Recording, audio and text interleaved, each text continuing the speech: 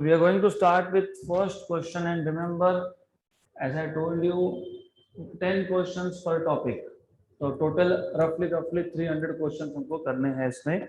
So we will start with first question. The vernier scale of a traveling microscope has 50 divisions, which coincide with 49 main scale divisions. If each main scale division is 0.5 mm, then the least count of the microscope is. तो जो questions हमारे रह गए गलती से वो इसमें cover हो जाएंगे. नंबर 2, मोस्टली जो क्वेश्चन मैं ले रहा हूँ they are from previous JEE और सीईटी और NEET exam, all of them more और लेस. तो हमारे पास एक वर्नियर स्केल है. You know what is vernier caliper? What is vernier caliper? और टू स्केल सिस्टम. क्यों टू स्केल सिस्टम यूज करना है? क्योंकि अगर आप नॉर्मल सेंटीमीटर स्केल यूज करते हो, फॉर एग्जांपल अगर मेरे पास एक नॉर्मल सेंटीमीटर स्केल है, तो इस सेंटीमीटर स्केल का अगर यूज करके मैं कैलकुलेशन करूंगा तो ये 0 है. 0 के बाद एक लाइन है 0.1 centimetre, 0.2 centimetre, 0.3 centimetre, 0.4, then 0.5, 0.6, 0.7, 8, 9 and 1 centimetre.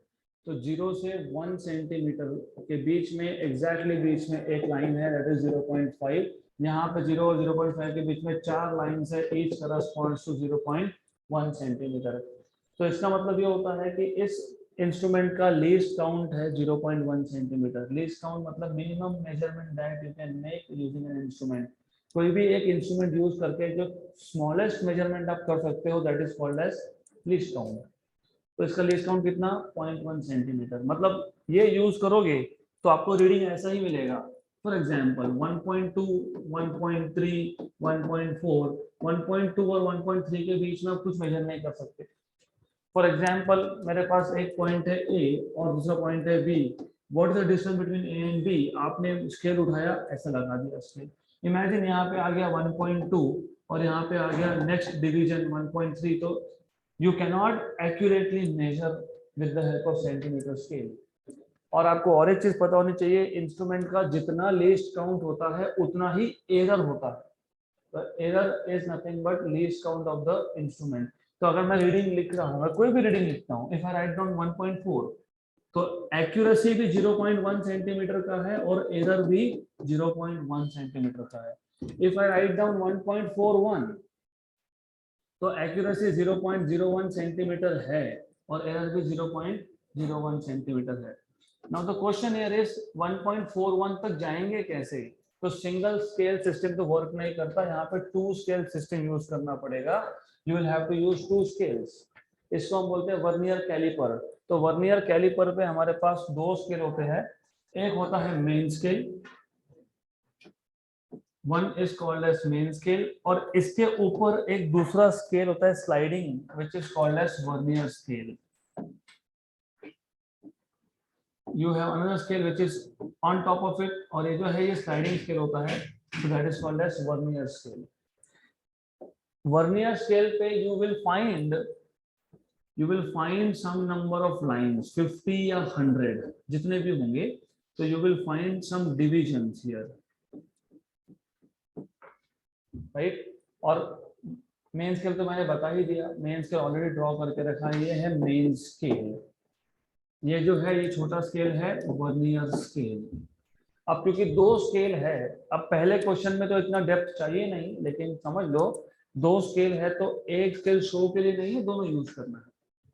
तो you will have to use both of this scale to do a measurement. तो जो टोटल रीडिंग आता है वो होता है main scale reading plus vernier scale reading. क्योंकि टू स्केल सिस्टम है तो दोनों स्केल का यूज होगा.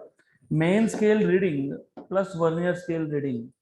अब main scale reading, how do you make main scale reading is, vernier scale पे रिमेंबर, वर्नियर स्केल पे एक जीरो लाइन है. वर्नियर स्केल पे सबसे पहला लाइन जो होता है वो होता है जीरो लाइन. हमको किसी भी एक चीज का मेजरमेंट करना है. तो सपोज ऐसा सिचुएशन है, यहाँ पे आ गया वर्नियर. वर्नियर स्केल पे जो जीरो मार्किंग है वो वर्नियर स्केल के लिए है ही नहीं, वो किसके लिए है? मेन स्केल के लिए. तो वर्नियर स्केल का जो जीरो है वो मेन स्केल के साथ जहां पे कोइंसाइड हुआ, मान लो 1.4 पे हुआ, तो मेन स्केल रीडिंग आ जाएगा 1.4 सेंटीमीटर। तो मेन स्केल रीडिंग का काम यहाँ पे खत्म। Plus you know how to find out vernier scale reading. Vernier scale reading कैसे फाइंड करते हैं? How to find out vernier scale reading? Vernier scale पे जो नंबर ऑफ डिविजन्स है उसमें से कोई एक division, always look from left to right, उल्टा नहीं देखना, लेफ्ट से राइट जाना। लेफ्ट से राइट में जो पहला फर्स्ट जो पहला वाला वर्नियर स्केल का मार्किंग डिवीजन मेन स्केल के साथ एग्जैक्टली कोइंसाइड होगा, उसको पहले देख लेना। तो क्या करना है? Look from left to right, check which is the first line on vernier scale which exactly coincides with main scale. इसको बोलते हैं coinciding division। हो सकता है 10th नंबर हो सकता है 8th नंबर हो सकता है 7th नंबर हो, जो भी होगा वो। तो you have to find out which is coinciding division, right? Then उसके बाद क्या करते हो? least count into coinciding division is nothing but vernier scale reading, right? तो डिटेल हम आएंगे जब जरूरत पड़ेगी। इतना पता होना चाहिए टू सॉल्व फर्स्ट क्वेश्चन। अब मैंने एक वर्ड यूज किया था लीस्ट काउंट। तो लीस्ट काउंट जब सिंगल सिस्टम हो, सिंगल स्केल हो, तो कितना? 0.1। यहाँ पे दो स्केल सिस्टम है, पूरे सिस्टम का लीस्ट काउंट फाइंड कैसे करते हैं?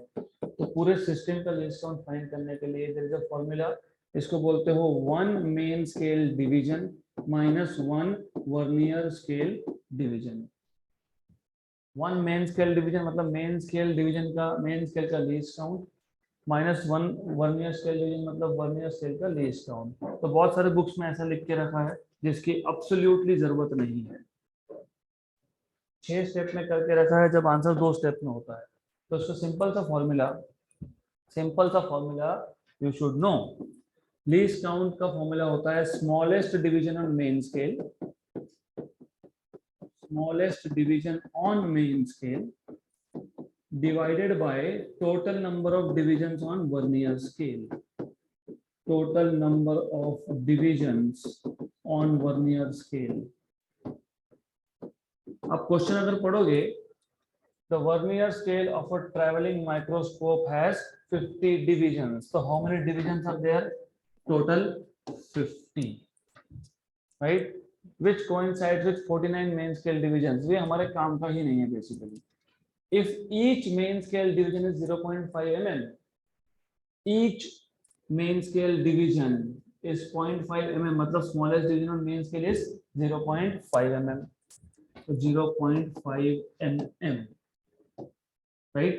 तो ये आ जाएगा आपके पास 1 and this is 100, correct, right? 100 मतलब 10 पावर -2, 1/100 है ना, तो ऊपर जाके 10 पावर -2, 10 पावर -2 मतलब 0.01, तो 0.01 mm, ऑप्शन नंबर सी, खत्म।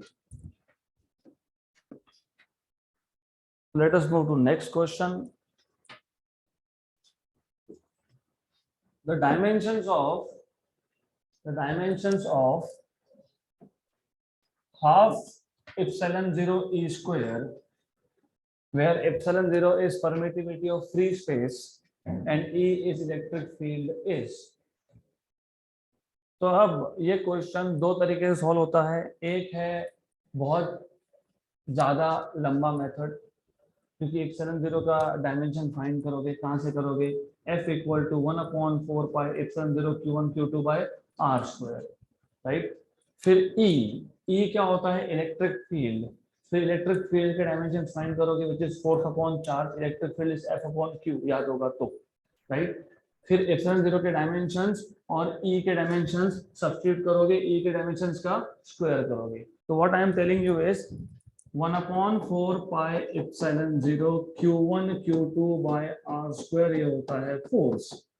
यहाँ से एप्सिलॉन 0 के डायमेंशन मिल जाएंगे, इलेक्ट्रिक फील्ड होता है F अपॉन क्यू, यहाँ से इलेक्ट्रिक फील्ड के डायमेंशन मिल जाएंगे। ये दोनों डायमेंशन यहाँ सब्स्टिट्यूट करोगे और सॉल्व करोगे, which will take you around 7-8 step से ज्यादा। अगर आपको बेसिक फिजिक्स याद है, जो अभी याद होना चाहिए, हाफ एप्सिलॉन 0 ई स्क्वायर, ये होता है कैपेसिटर का energy density. What is energy density? Energy पर यूनिट वॉल्यूम। तो यू शुड नो, इसको डिनोट करते हैं हम स्मॉल u से। ये होता है capital U by V, potential energy पर यूनिट वॉल्यूम।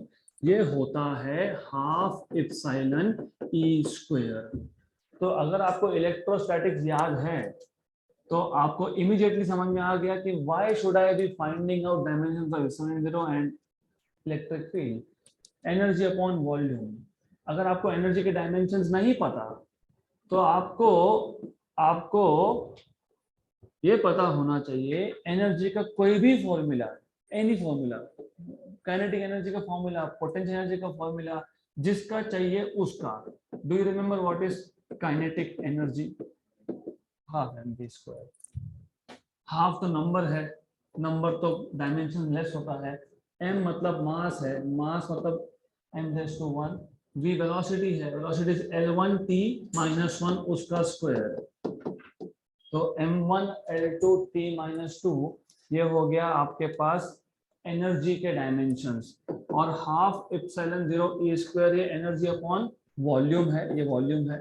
तो एनर्जी के डायमेंशंस आ गए m1 L2 t - 2 और वॉल्यूम होता है L3। ये L3 ऊपर जाएगा तो क्या होगा? -3, 2 - 3 is -1, m1 L - 1 t - 2। तो ज्यादा easy, m1 L - 1 t - 2, option number B.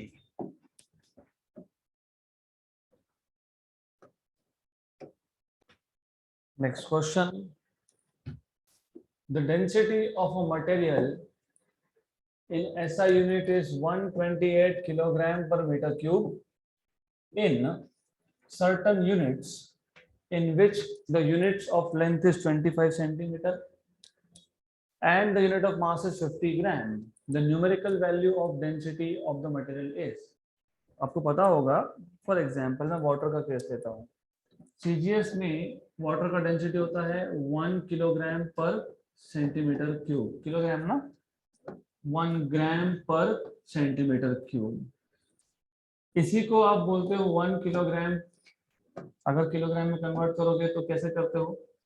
what is 1 gram in kilogram? 10 power -3. what is 1 centimeter in meter? 10 power -2 का क्यूब, 10 power -6 मीटर क्यूब। ये ऊपर जाके प्लस होगा तो 1000 किलोग्राम पर मीटर क्यूब, राइट? दोनों सेम चीज है, 1 ग्राम पर सेंटीमीटर क्यूब मतलब 1000 किलोग्राम पर metre cube, both are same. तो ऐसा है, depending on system of units, एक जनरल नोटेशन हम यूज करते हैं। जब भी आप कोई भी फिजिकल क्वांटिटी लिखोगे, time, distance, length, force etcetera etcetera, जो भी लिखोगे वो आप लिखते हो एक नंबर, सम नंबर, जैसे 10 किलोग्राम, राइट? जैसे 1 किलोग्राम इज 1000 ग्राम। तो ये एक नंबर है, ये एक यूनिट है। तो ये नंबर है, इसको बोल देता हूं मैं n1। ये यूनिट है, इसको बोल देता हूं u1। ये एक नंबर है n2, ये एक यूनिट है u2। तो n1 u1 equal to n2 u2, मतलब product of number and unit is a constant. ये पता होना चाहिए। अगर ये पता है तो ये शॉर्टकट मेथड में सॉल्व होगा। तो n1 u1 equal to n2 u2। अब हमारे पास जो क्वेश्चन था उसमें डेंसिटी था, डेंसिटी कितना था? 128 किलोग्राम पर metre cube. What is unit? Kilogram पर मीटर क्यूब। डायमेंशंस कैसे फाइंड करते हो? What is dimension? अभी ये क्वेश्चन दो टाइप से सॉल्व होता है, एक तो डायमेंशन से या तो डायरेक्टली यूनिट से। बोथ आर इजी, मैं दोनों बता देता हूँ। डेंसिटी बोला है, density is mass upon volume. Mass is m⁻⁴, volume is L⁻3, तो m1 L3, तो -3, ठीक है, -3 m1l-3। ओके, तो यहाँ पे आप लिखोगे यूनिट 1, ये SI सिस्टम है, तो m1 raise to 1 l1 raise to -3। n2 find करना है। आपको बोला है जो डेंसिटी 128 किलोग्राम पर मीटर क्यूब है उसका कितना वैल्यू आएगा दूसरे सिस्टम में। लेकिन दूसरा सिस्टम ना CGS है, ना NPS है, ना FPS है। कौन सा सिस्टम है जिसमें लेंथ इज 25 सेंटीमीटर और mass is measured in 50 grams. तो इसको कैसे लिखोगे, N2। दूसरे सिस्टम में मुझे बताओ, मैं CGS में डेंसिटी मेजर करूं या फिर मैं SI में करता हूं या फिर मैं FPS में करता हूं या फिर मैं किसी और सिस्टम में करता हूं, डायमेंशन चेंज होंगे क्या? डायमेंशन में सेम है ना, मास तो मास रहेगा, मास अपॉन वॉल्यूम भी मास अपॉन वॉल्यूम रहेगा। तो ये रहेगा m1l-3। सिर्फ ये सिस्टम चेंज हो गया तो क्या लिखा इसको, 2n2। क्लियर यहाँ तक? अब करना क्या, n2 फाइंड करना था। जो 128 आया SI में वो अदर सिस्टम में कितना आया, ऐसा क्वेश्चन था। तो n2 equal to 128 m1 upon divide कर दिया तो m2 whole raise to 1 l1 upon l2 whole raise to -3, क्योंकि इसको भी डिवाइड कर दिया यहाँ पे। क्लियर? देन m1 मतलब कौन सा यूनिट, SI लिखा है ना, किलोग्राम पर metre cube. Mass in SI system is kilogram, correct? 1 kilogram में कितने ग्राम, 1000। तो एक्चुअली मुझे केजी लिखना है, नीचे क्या है 50 ग्राम। क्वेश्चन में बोला है कि दूसरे में 50 ग्राम ये फंडामेंटल है, जैसे 1 किलोग्राम ये फंडामेंटल है SI में, उस सिस्टम में 50 ग्राम ये फंडामेंटल है। Is to 1। What is length L1 in SI, metre, और उन्होंने कितना बोला है, सेंटीमीटर, लेकिन कितना सेंटीमीटर, 25 सेंटीमीटर रेज टू -3। तो अब इसको सॉल्व करोगे, what you will do is, cancel करने के लिए 128 या तो नीचे के ग्राम को किलोग्राम में कन्वर्ट करो या ऊपर के किलोग्राम को ग्राम में कन्वर्ट करो, वन ऑफ दीज। कन्वर्ट इधर ग्राम टू किलोग्राम और किलोग्राम टू ग्राम। तो 1 किलोग्राम मतलब कितना ग्राम, 1000 ना, राइट? ग्राम और ग्राम हो जाएगा कैंसल, रेज टू 1। 1 मीटर में कितने सेंटीमीटर, 100, और नीचे कितना लिखा था, 25 सेंटीमीटर, और सेंटीमीटर हो गया कैंसल, रेज टू कितना है, -3। तो this is what you have. अब इजी है, 1 जा एंड 20 जा, 1 जा एंड 4 जा। तो 128 20 4 रेज टू -3 मतलब upon 4 raise to 3। What is 4 raise to 3, 64। तो यह आ जाएगा 128 20 अपॉन 64, 1 जा एंड 2 जा, तो कितना आ गया, 40। Numerical value is 40, option number B. Wait, ये मेथड नंबर 1 था। मेथड नंबर 2 भी पता होना चाहिए, which is directly through units. n1 u1 equal to n2 u2। n1 था 128, u1 था किलोग्राम पर मीटर क्यूब, n2 फाइंड करना है, और u2 इन्होंने बोला है मास कितना लेंगे हम, 50 ग्राम, राइट? और लेंथ कितना लेंगे, 25 सेंटीमीटर। 25 सेंटीमीटर का क्यूब करना पड़ेगा यहाँ पे, 25 सेंटीमीटर का होल क्यूब। ओके, तो 128 1 किलोग्राम में 1000 ग्राम, राइट? 1 मीटर में 10⁻², मतलब 100 सेंटीमीटर, उसका क्यूब 10⁻6 सेंटीमीटर क्यूब। यह आ जाएगा n2 50 ग्राम, 25 का क्यूब। नहीं पता तो डोंट वरी, नहीं पता तो उल्टा अच्छा है। यहाँ पे क्यों अच्छा है बता देता हूँ। ये 10⁻6 है। 10⁻6 का मतलब क्या होता है पता है? 10⁻6 का मतलब होता है 10⁻2 इंटू 10⁻2 इंटू 10⁻2, मतलब 100 इंटू 100 इंटू 100। गुड। ये ज्यादा इजी इसलिए है, 1 जा 4 जा, 1 जा 4 जा 1 जा 4 जा 1 जा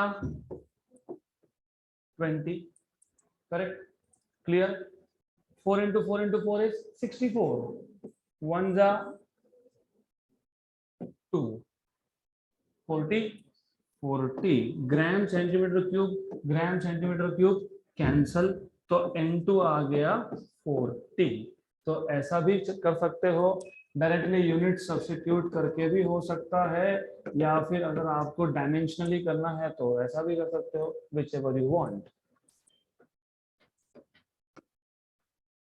next question, in an experiment the percentage of error occurred in the measurement of physical quantities A, B, C and D are 1%, 2%, 3% and 4% respectively. Then the maximum percentage error in the measurement of x, where x is a square b raised to half upon c raised to 1 by 3 d cube will be. तो सबसे पहले तो आपको ये पता होना चाहिए basics. अगर मेरे पास एक पैरामीटर है a, ये डिस्टेंस भी हो सकता है, ये फोर्स भी हो सकता है, ये कुछ भी हो सकता है। मैं अगर मेजरमेंट कर रहा हूँ, एरर कब आता है? जब मेजरमेंट करते हो, कांस्टेंट में एरर नहीं होता। Error is only when you make measurement. For example, अगर मैंने ए एक फिजिकल क्वांटिटी मेजर किया तो इसमें एरर आया डेल्टा ए। मैंने बी ये फिजिकल क्वांटिटी मेजर किया, इसमें एरर आया डेल्टा बी। और अगर ए और बी सेम टाइप के हुए, distance distance, speed speed, acceleration acceleration, तो अगर मैं इसको ऐड या सब्ट्रैक्ट करता हूं तो ये जो नया क्वांटिटी बनेगा इसको मैं बोल देता हूं z। तो क्योंकि a में एरर था और b में भी एरर था, तो z में भी एरर आएगा, it will be delta a plus delta b। Minus नहीं होगा, ये तुम प्लस करो या तुम माइनस करो, ये एरर आता है हमेशा प्लस, राइट। दोनों सेम फिजिकल क्वांटिटीज थे। अब इमेजिन मेरे पास एक फिजिकल क्वांटिटी है a, इसमें एरर है डेल्टा a। मेरे पास दूसरा फिजिकल क्वांटिटी है b, इसमें एरर है डेल्टा b। मैं एक नया फिजिकल क्वांटिटी बना रहा हूं, late us say c, which is a raise to n b raise to n, और a raise to n upon b raise to n। Doesn't matter a raise to n numerator में है कि denominator में है, doesn't matter b raise to n numerator में है या denominator में है, दोनों न्यूमरेटर में है, दोनों डिनोमिनेटर में है, डजंट मैटर। हमेशा यहाँ पे एरर, और बाय द वे जब प्लस या माइनस हो तो डायरेक्ट एरर मेजर होता है, लेकिन जब मल्टीप्लिकेशन या डिवीजन हो तो डायरेक्ट एरर मेजर होता ही नहीं है, वहां पे होता है रिलेटिव एरर, जिसको आप बोलते हो फ्रैक्शनल एरर। मतलब delta C by C is equal to, जो इंडेक्स है ना पावर, उसको आगे लिख देना n into delta A by A plus m into delta B by B. इसको आप बोलते हो रिलेटिव एरर या फिर फ्रैक्शनल एरर। अगर परसेंटेज एरर चाहिए तो दोनों साइड पे मल्टीप्लाई बाय 100। अगर इतना पता होगा तो ये क्वेश्चन सॉल्व कर पाओगे। हमारे पास एक फिजिकल क्वांटिटी है x, जो है a raise to 2, b raise to half, c का क्यूब, सॉरी 1/3, c का क्यूब रूट, और d का क्यूब।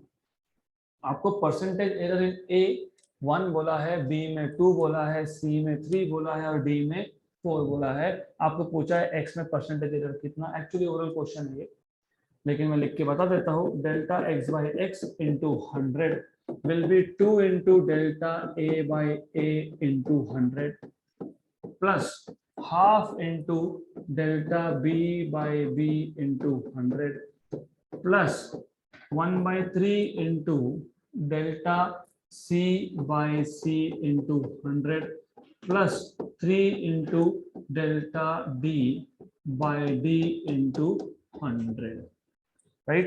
तो this is what you need to know. तो ये आ गया आपके पास formula of percentage error in x। This is percentage error in x का जनरल फॉर्मूला, सिंपल। तो ये आ जाएगा plus 3 into delta D by D into 100। ये क्वेश्चन ओरली सॉल्व क्यों होता है? ये 1 है ना, तो 2 इंटू 1 2, ये 2 है, हाफ और 2 गया, 2 और 1 3 हो गया, प्लस 1/3 ये 3 था, ये भी गया, 2 और 1 और 1 4, प्लस 3 ये 4 था, 12 और 4 16% ऑप्शन नंबर सी। अब ओरली कैसे करते हो? Look look look look look, 2 into error in A, 2 into 1 2, half into error in B, half into 2 is 1, so 2 plus 1 3, 1 by 3 into error in C 3, 1 by 3 into 3 is 1, 2 और एक 3 और एक 4, 3 into 4 12, 12 plus 4 9, खत्म। Next question, next question, the least count of main scale of a screw gauge is 1 mm. The minimum number of divisions on its circular scale required to measure 5 micrometer diameter of a wire is. तो सबसे पहले question हम बाद में देखते हैं। जैसे vernier caliper होता है, देख, you need to understand the difference. अगर मैं नॉर्मल सेंटीमीटर स्केल यूज करता हूं तो I can not measure anything less than 0.1 centimetre, क्योंकि लीस्ट काउंट है। If I use two scale system which is vernier caliper, I can go and measure up to 0.01 centimetre, right. For example, मेरे पास एक बहुत छोटा सा ball है, right. Ball bearing जो होता है उसका अगर मुझे डायमीटर मेजर करना है तो ये तो नहीं कर सकते, हो सकता है ये भी नहीं कर सकते। तो एक नया सिस्टम होता है जो टू स्केल सिस्टम होता है, but it is much more accurate, 0.001 centimetre. ये है नॉर्मल सेंटीमीटर स्केल, ये है वर्नियर कैलिपर, ये है माइक्रोमीटर स्क्रू गेज, राइट। तो स्क्रू गेज जो है, screw gauge is even, it has better accuracy. तो अब आइडिया इज दिस कि फॉर्मूला सेम है, जैसे लीस्ट काउंट था, क्या था least count? Smallest division on main scale upon total division on vernier scale. यहाँ पे smallest division on main scale को बोलते हैं पिच, है वही, सिर्फ नाम बदल दिया। Smallest division on main scale is called as pitch. वहां पे क्या था? वहां पे आपके पास एक स्केल था और इसके ऊपर एक स्लाइडिंग वर्नियर स्केल था। In this case what you have is you have a scale, इसके ऊपर रोटेटिंग एक और स्केल होता है in the form of a circle. तो वर्नियर स्केल वहां पे, यहाँ पे सर्कुलर स्केल, वहां पे वर्नियर स्केल था मूविंग स्लाइडिंग, यहाँ पे सर्कुलर स्केल है रोटेटिंग। जैसे वर्नियर स्केल पे लाइंस थे, I don't know if I kept it और नॉट, यस, जैसे वर्नियर स्केल पे डिविजन्स थे, वैसे ही सर्कुलर स्केल पे डिविजन्स है। तो सर्कुलर स्केल पे डिविजन्स है, you have divisions over here. तो यहाँ पे you will find some lines 50 या 100। जैसे वहां पे in that case vernier scale का पहला लाइन 0 मार्किंग था फॉर मेन स्केल। यहाँ पे ऐसा नहीं होता, यहाँ पे हम लोग क्या करते हैं, इसका एक्सिस देखते हैं, दिस एक्सिस इज 0। हम फिर ये चेक करते हैं कि एक्सिस एग्जैक्टली कोइंसाइड होना चाहिए। एग्जैक्टली कोइंसाइड हुआ तो from looking at this exact matching you can measure what is coinciding division. Compare करो, सिंपल है। इस केस में क्या था? स्लाइडिंग स्केल था। हमको दो रीडिंग चाहिए, वर्नियर स्केल रीडिंग और main scale reading. Vernier scale reading कैसे निकाला था? Coinciding division, right. Main scale reading कैसे निकाला था? वर्नियर स्केल का पहला लाइन क्या है? 0, वो जहां पे नीचे के साथ मैच हो जाएगा दैट बिकम्स मेन स्केल। यहाँ पे ऐसा नहीं है। यहाँ पे क्या है? यहाँ पे रिमेंबर दो रीडिंग होगी, एक होगी CSR सर्कुलर स्केल रीडिंग, एक होगा MSR मेन स्केल रीडिंग। तो total reading will be MSR plus CSR। अब CSR कैसे निकालते हैं? तो CSR का फॉर्मूला एग्जैक्टली सेम है, least count into coinciding division. और MSR कैसे निकालते हो? जितना दिखता है उतना MSR है, क्योंकि रोटेटिंग है। मैं इसको रोटेट करूंगा, अगर if I rotate this, imagine मैं इसको रोटेट कर रहा हूँ, रोटेट करते करते ये आगे या पीछे होगा, राइट। आगे या पीछे होगा तो ज्यादा रीडिंग दिखेगा या कम रीडिंग दिखेगा, डिपेंडिंग ऑन। तो इमेजिन मेरे पास यहाँ पे रीडिंग है 1, यहाँ पे है 1.1, यहाँ पे है 1.2, यहाँ पे है 1.3। ओके, तो मुझे जो कुछ भी मेजर करना था इसमें जॉ होता है, मतलब you fit basically there is some kind of jaw होता है ना, जॉ। तो वहां पे आपने ऑब्जेक्ट को फिट कर दिया। यहाँ पे एक फिटिंग अरेंजमेंट है, इस फिटिंग अरेंजमेंट में आपको जो मेजर करना है फिट कर दिया, फिट कर दिया। उसके बाद क्या होगा, फिट करने के लिए क्या करोगे, इसको आगे पीछे करना पड़ेगा, लूज हो जाएगा, राइट। फिट करने के लिए इसको आगे सरका दिया। अब आगे सरका दिया तो मुझे पहला रीडिंग कौन सा दिख रहा है यहाँ पे, 1.2, तो this becomes main scale reading. तो जो दिखता है वो रीडिंग है। इन शॉर्ट यहाँ पे आपको मेन स्केल रीडिंग फाइंड करने में ट्रबल नहीं है। दिख रहा है 1.2 तो 1.2, अगर ऐसा होता दिख रहा है 1.3 तो 1.3, यहाँ पे होता तो 1.1, करेक्ट, गुड। अब ये हमारे काम का नहीं है, यहाँ पे हमको पूछा है लीस्ट काउंट। लीस्ट काउंट जैसे वहां पे smallest division on main scale था, यहाँ पे smallest division on main scale है, सिर्फ उसको यहाँ बोलते हैं पिच, दैट्स इट, नया नाम दे दिया। अपॉन टोटल डिविजन्स ऑन, वहां पे था वर्नियर स्केल, यहाँ पे है total divisions on circular scale. ये आ गया फॉर्मूला। अब आपको बोला क्या है, the least count of main scale, main scale का लीस्ट काउंट मतलब pitch is 1 mm. The minimum number of divisions on its circular scale required to measure 5 micrometer diameter of a wire, right? तो आपको 5 micrometer major करना है, आपके पास pitch है 1 mm का, बराबर। Smallest division on main scale कितना है, 1 mm। आपको मेजर क्या करना है, क्या करना है, 5 माइक्रोमीटर, 5 माइक्रोमीटर मेजर करना है। देन आपको पूछा what is number of divisions, number of divisions को मैं बोल देता हूँ लेट अस से n, least count late us से इज 5 माइक्रोमीटर। 5 माइक्रोमीटर तब मेजर होगा ना जब लीस्ट काउंट 5 माइक्रोमीटर जितना होगा तो मेजर होगा, करेक्ट।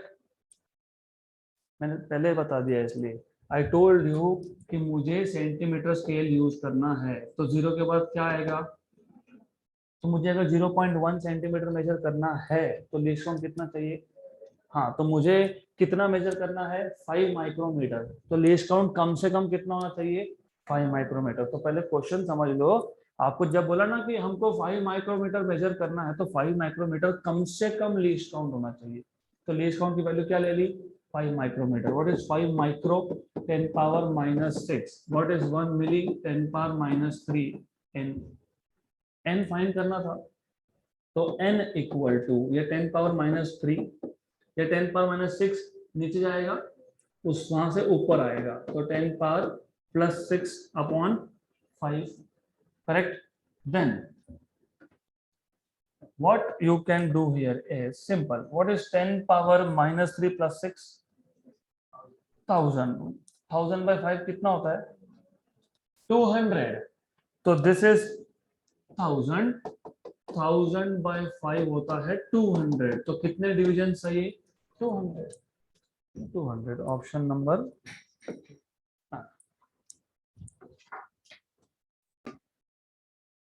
Next question. तो 5 क्वेश्चन हमने सॉल्व किए from chapter number 1 units and measurements. अगले 5 होंगे वेक्टर्स पे। If A bar is 3i cap plus 4j cap, b bar is 7i cap plus 24j cap, the vector having same magnitude as b and parallel to a is।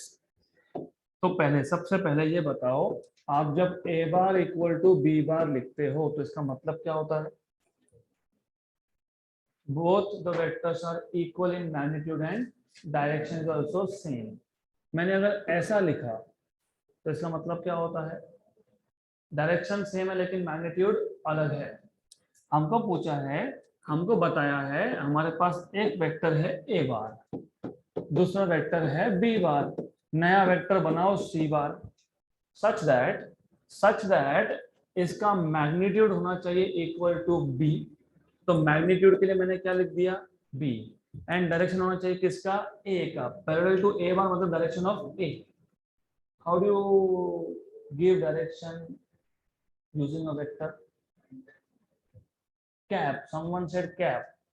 n cap मतलब unit vector. Magnitude किसका? b का. Direction किसका?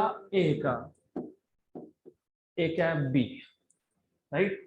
So c vector is a vector with direction of a but magnitude of b, right? अब ये a था आपके पास 3i cap plus 4j cap, b था आपके पास 7i cap plus 24j cap, right? How do you find out magnitude of a vector? Under root of x component square plus y component square. What is 7 square? 49 plus 24 square कितना?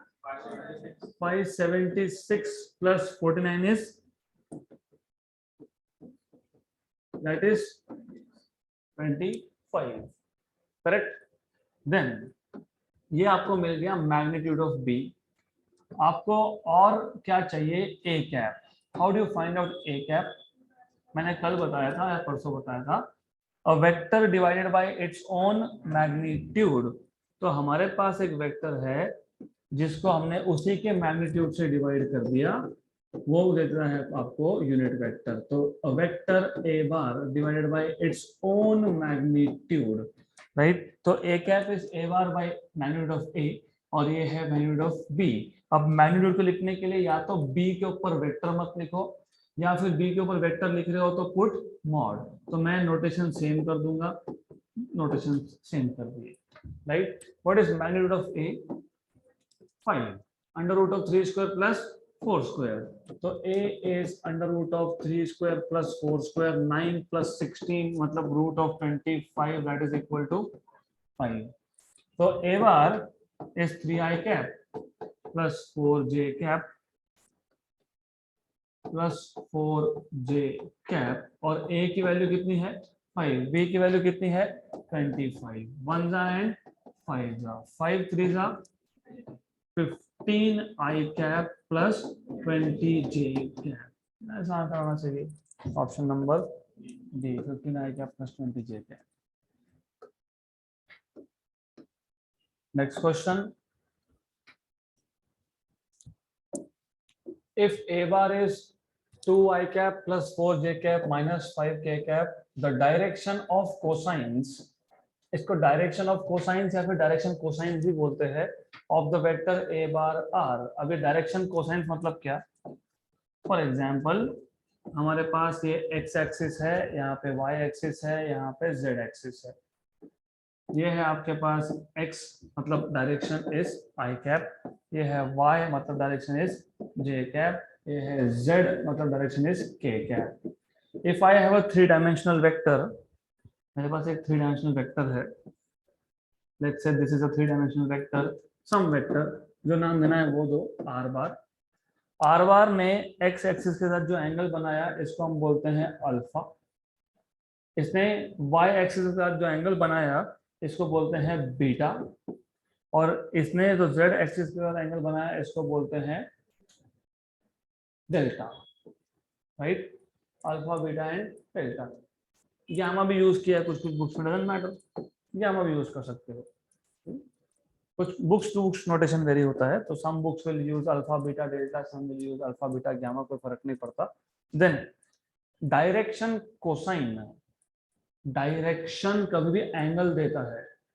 मैंने अगर बताया I am moving 45 degrees north of east, मतलब I am going north east, या in short मैंने बोल दिया I am moving north east, मतलब नॉर्थ से 45 डिग्री और ईस्ट से भी 45 degree, right? If I tell you that I am moving, let us say, if you know directions, south east, या फिर अगर मैं डायरेक्शंस पे ध्यान रखूँ, हाँ, नहीं तो फिर कहाँ क्या चल रहा है कुछ समझ में नहीं आएगा. ये आ गया ईस्ट, ये आ गया वेस्ट, ये आ गया नॉर्थ, ये आ गया साउथ, ये है नॉर्थ ईस्ट, ये है साउथ वेस्ट, ये है नॉर्थ वेस्ट, ये है south east. If I tell you I will change little bit. अगर मैंने बोला if I am going north west, what do you understand? North west मतलब एंगल बताओ, angle north west is 135 degree from east. तो angle हमको क्या बताता है? डायरेक्शन। तो डायरेक्शन कोसाइन, मतलब कोसाइन ऑफ एंगल्स, मतलब क्या पूछा है आपसे? Cosine of angles. तो आपको बोला है कॉस अल्फा, कॉस बीटा और कॉस गैमा, राइट? इनको बोलते हो direction cosines, right? Do you know what is the formula for direction cosine in general? Alpha was angle made with respect to x axis. कौन सा vector था? R. तो मैं इसको लिखूंगा r x upon magnitude of r. You know what is magnitude of r? Under root of r x square plus r y square plus r z square. Cos beta, beta ये angle किसके respect में बना है? Y axis. तो यहाँ पे क्या component आएगा? Y component upon r. Cos gamma ये है with respect to z axis, तो ये क्या आएगा? R z upon r. तो मिल गया direction cosines.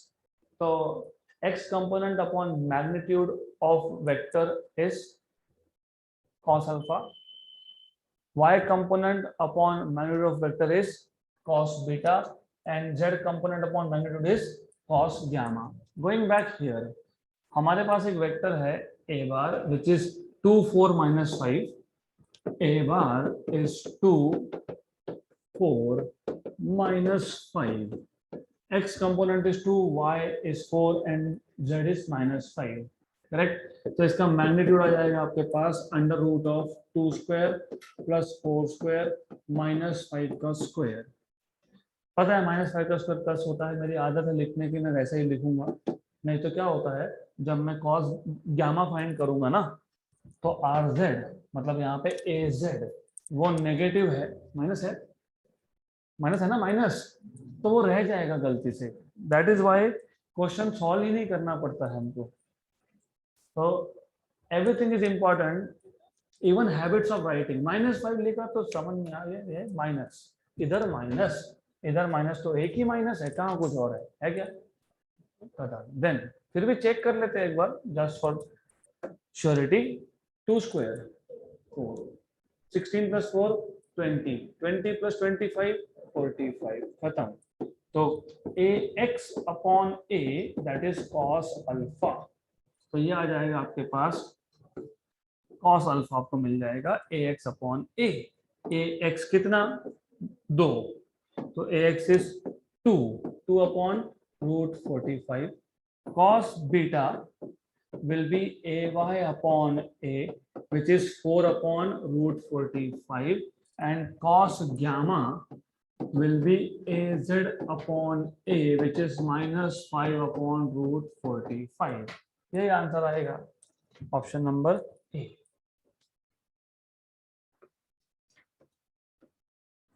Next question, and by the way ये नीट का क्वेश्चन था।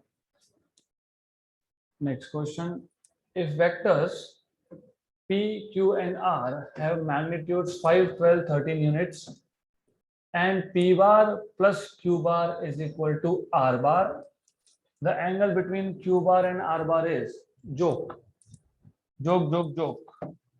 If you know, have you studied addition of vectors? Triangle law of vector addition.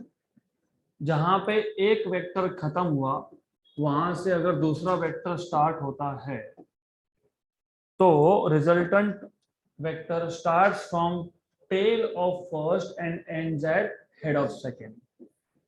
अगर इतना पता है, हमारे पास दो वेक्टर का एडिशन है, हम लोग इस दो वेक्टर का एडिशन ट्राइंगल लॉ से बता सकते हैं।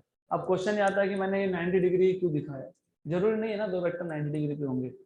You may have two vectors which are not at 90 degree, मे भी ऐसा हो। अगर ये ऐसा है तो रिजल्टेंट जाएगा यहाँ पे, correct, clear. But then remember हमेशा याद रखो, मैथमेटिक्स, फिजिक्स तो है ही नहीं इसमें, क्या फिजिक्स है? P q are 5, 12, 13, what is 5 square plus 12 square? 169, that is 13 square. What do you understand by this? ये एक 5 है, एक 12 है, हाइपोटेन्यूज 13 है। This is what you understand, p q r, p q r, correct. आपको angle पूछा है between q and r, angle between q and r को मैं मान लेता हूं थीटा, करेक्ट। अभी साइन थीटा लो या कॉस थीटा लो, अभी ऑप्शन में कॉस कॉस कॉस है, तो फिर कौन सा थीटा लेंगे, cos theta. What is cos theta, adjacent side, what is adjacent side, q upon hypotenuse r, तो theta is equal to cos inverse of q by r। What is q, 12, तो cos inverse of 12 bye 13 हो गया, option number C, done.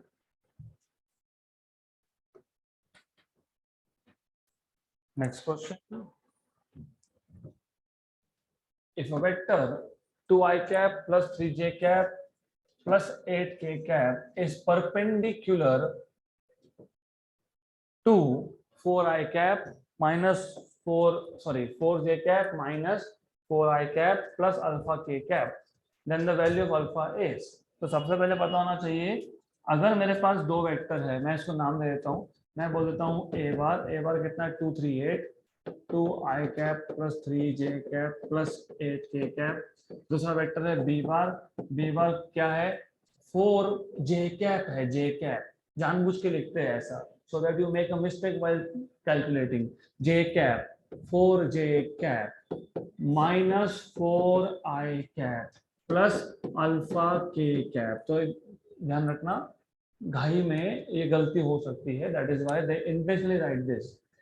Perpendicular vectors अगर हो तो पता होना चाहिए dot product is 0। so if a bar and b bar are perpendicular to each other, then you must remember कि a bar dot b bar होता है 0, और आपको पता होना चाहिए a bar dot b bar is ax bx plus ay by plus az bz। ax is 2, bx is -4, अगर ये पहले लिखा होता तो क्या लेते फिर प्लस, तो -4 plus bx is 3, by is 4 plus az is 8, what is bz, alpha, so alpha equal to 0, this is how much -6, this is how much plus 12 ना, 3 4 12 होता है, correct. -8, what is -8 plus 12, 4 plus 4, तो +4, तो क्या आएगा 8 alpha equal to -4, तो alpha कितना आएगा -12 -1/2, option number B. Next question,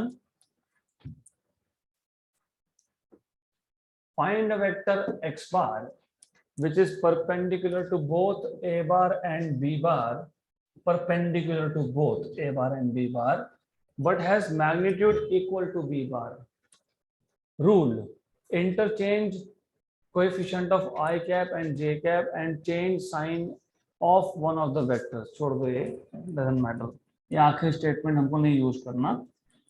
हमारे पास दो वेक्टर है a bar and b bar, a bar and b bar।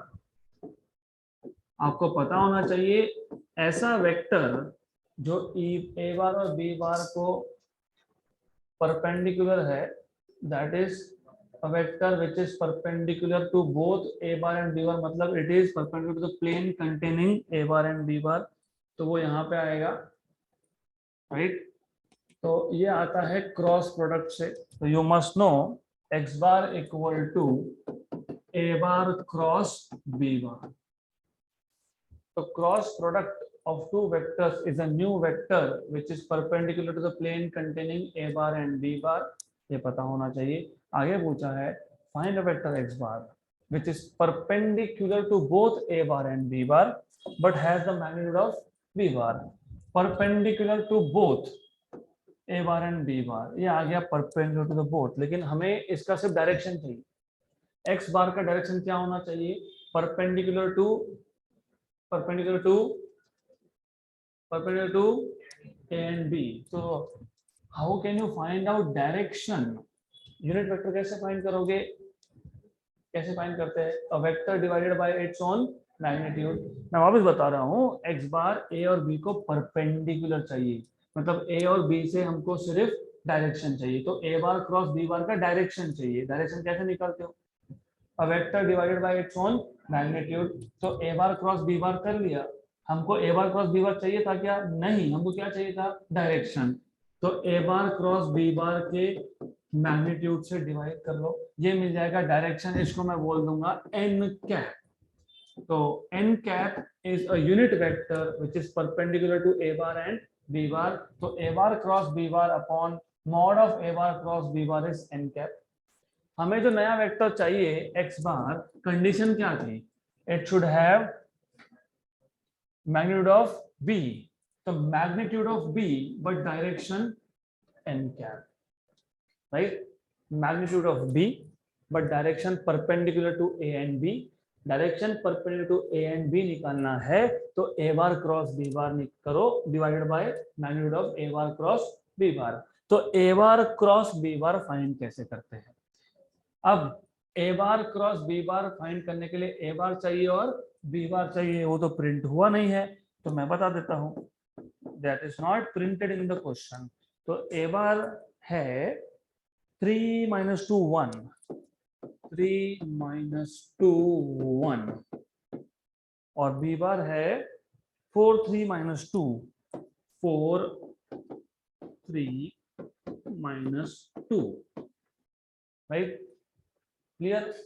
Basics पता होने चाहिए आपको. बेसिक्स नहीं आया तो गए काम से. तो a बार क्रॉस b बार पहले फाइंड कर लो. अब ये पता होना चाहिए कि a bar cross b bar find कैसे करते हैं. कैसे करते हैं? डिटर्मिनेंट आई कैप जे कैप के कैप. पहले a लिखा है तो पहले a के कंपोनेंट्स 3 minus 2 1, फिर b लिखा है तो b 4 3 minus 2. फिर इसको सॉल्व कैसे करते हो? पहला रो पहला कॉलम आई कैप छोड़ दो, क्या बचा? राइट? इन दोनों को क्रॉस मल्टीप्लाई करो, माइनस इन दोनों को क्रॉस मल्टीप्लाई करो. तो रिमेंबर मेथड. तो पहले करोगे -2 into -2 that is 4 -3 minus j cap. Second column first row छोड़ देना, इसको छोड़ देना, forget about this.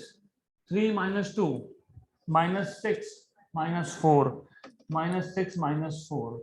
So you will have -6 -4 plus k cap. पहला रो थर्ड कॉलम 9 plus 8 9 plus 8. तो यह आ जाएगा आई कैप -10 और माइनस प्लस 10 जे कैप 17 के कैप. ये मिल गया आपको a bar cross b bar. अब a bar cross b bar का मैग्नीट्यूड अगर फाइंड करना है तो x component square plus y component square plus z component square का मॉड. तो under root of x component is 1, 1 square is 1, 10 square is 100, 17 square is 17 square 17, 16 square is 256, 17 square is